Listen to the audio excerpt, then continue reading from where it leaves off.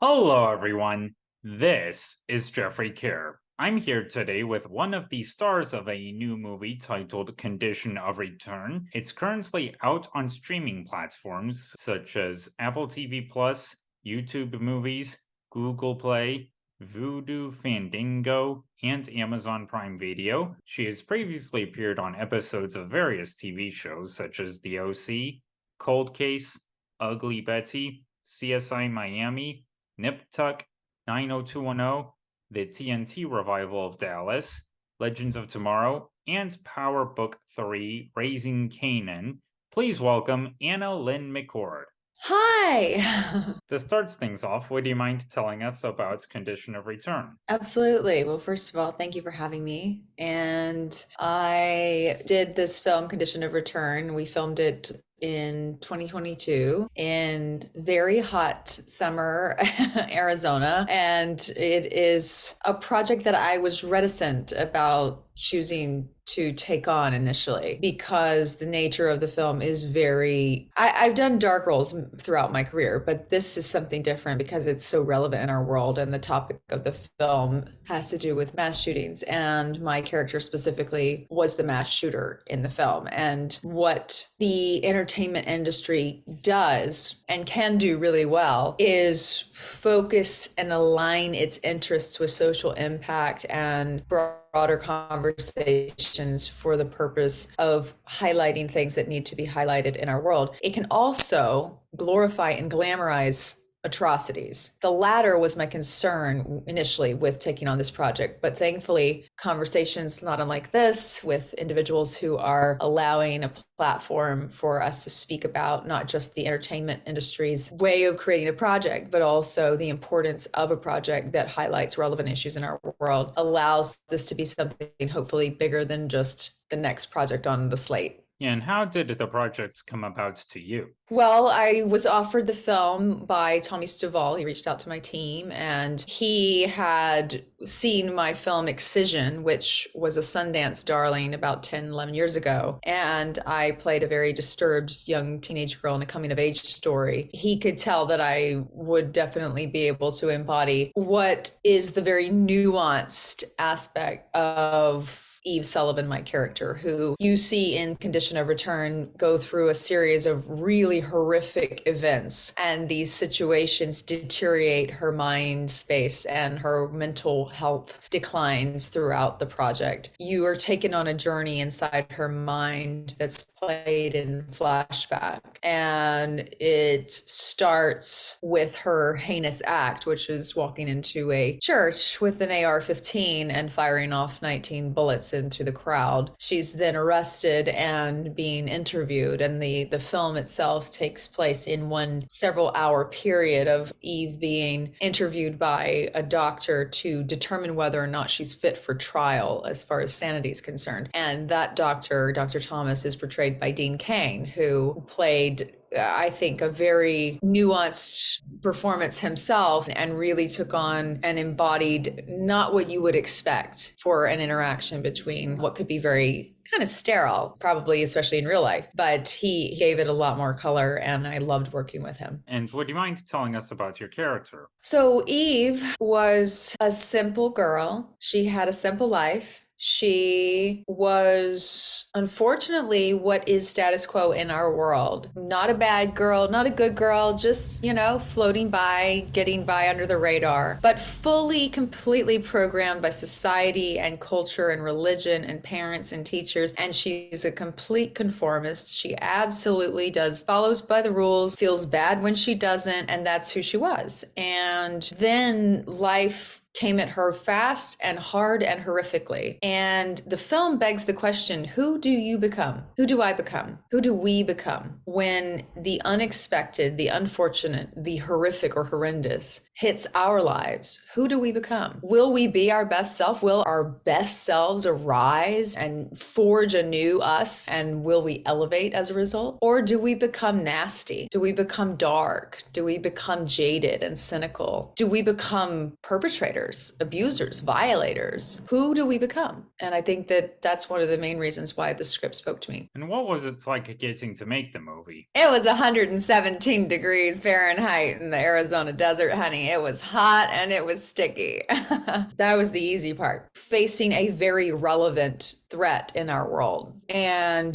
that was very confronting. It required the cast and crew to be a close-knit group, and I'm grateful that we were. But when we filmed the first scene of the movie where my character walks into the church with the AR-15 and performs the mass shooting, we all went home that day and turned on the news, and the Uvalde in Texas shooting had taken place. And we were hit with both the crucial aspect of what we were doing and the horrific fact that this is still so incredibly relevant. It was a lot to take. And I recently spoke with filmmakers Tommy Stovall and Mark Sterling about this movie. What was it like getting to work with them? Well, that was the easy part. Tommy and Mark made the project as wonderful as they possibly could. Anything that arose that was a need or a hope or a desire, they were always doing their best to make those things happen. And the collaboration was very clear from the beginning. And the trust, Tommy offered an incredible amount of trust in me and Dean and in the other actors playing the different characters. Natasha was incredible, Natasha Henstridge in her role, and Ryan as well. We were all given the freedom to just play and do what we do best. And Tommy would come in if there needed to be a little sprinkle here, a little sprinkle there, but he was very trusting as a director, and it was really nice. And what do you hope audiences take away from the film? If you watch my lovely little film, I hope that you take away an invitation. I hope the audiences take away an invitation to open your mind and ask yourself the question, who do I become? When life hits the fan, when things do not go the way they're supposed to go, when everything is at its darkest, at its bleakest, do I become courageous or do I exist in fear? Do I become what my environment is making me into? Or do I rise above? And I hope that we look at the issue of violence and how it is perpetrated in our world as something for which we are all personally accountable. If we aren't working to heal and alleviate and free ourselves from internal violence, we are actually energetically supporting violence on the outside of ourselves in our world because we project our own reality. And what is on the inside will ultimately reach the outside of us at some point, as within, so without. So my invitation to those who watch this film is to look into it more than just a project, just a movie for a Friday night. Watch it, ask yourselves questions about it, open your mind, and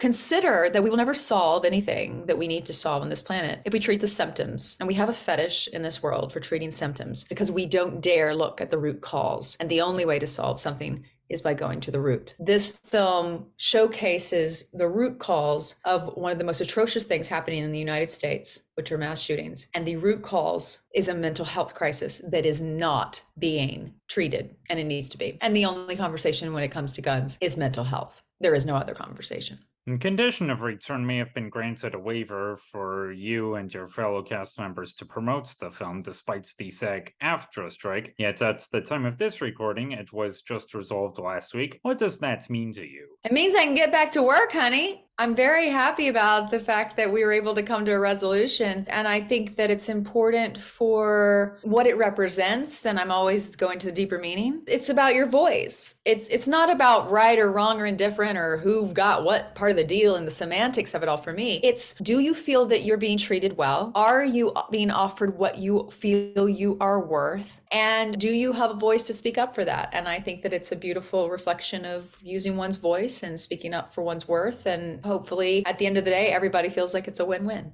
Going back to the beginning, how did you first get started in the industry? Well, I was a 9-year-old little girl in a trailer park and well below the poverty line in the United States of America, dreaming a pipe dream to be an actress one day that everyone told me was never going to happen. And I thought they were all idiots. I was like, okay, Y'all can have your opinion.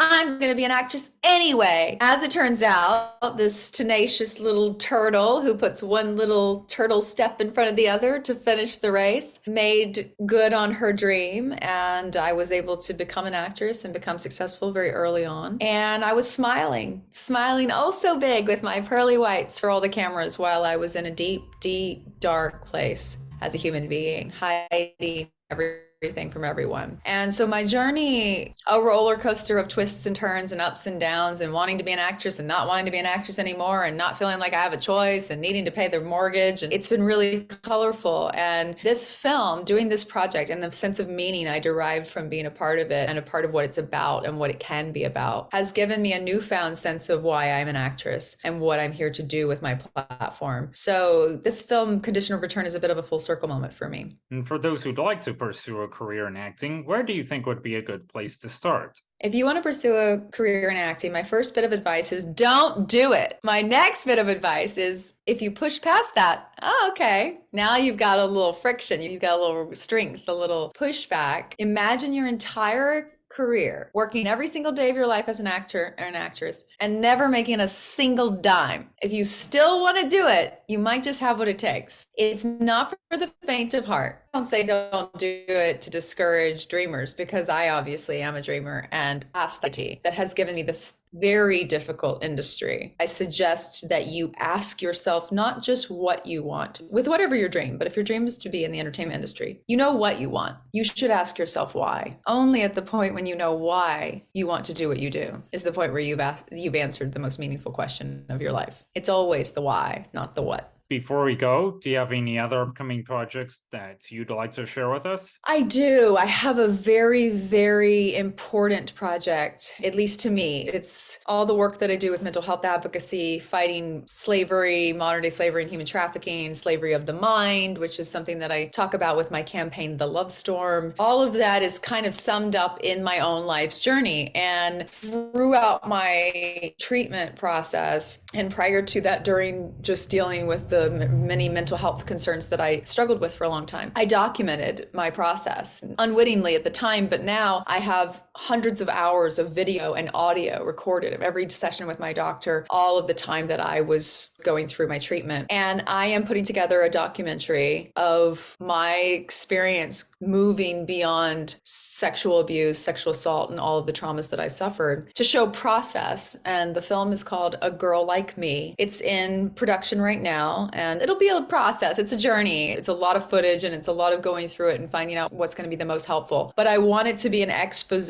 to not just say, this is where I was and this is where I am and everything's all wonderful now. Yay, the end. I don't want that. I want to show someone who's in the middle of a crisis right now at this moment that they are or can be a girl like me, a boy like me, a person like me, and they can find their way through. And here's how I did it. And here's how ugly it was. Here's how messy it was. Everybody wants to be healed. They don't want to do the healing. And the healing process ain't easy. And it ain't for the faint of heart. It ain't fun. I'm showcasing that, and I'm inviting you into this journey with me to take you onto the path of healing so that you understand process. And it's my passion. So I might be working on it for a while, but at some point that will be coming out.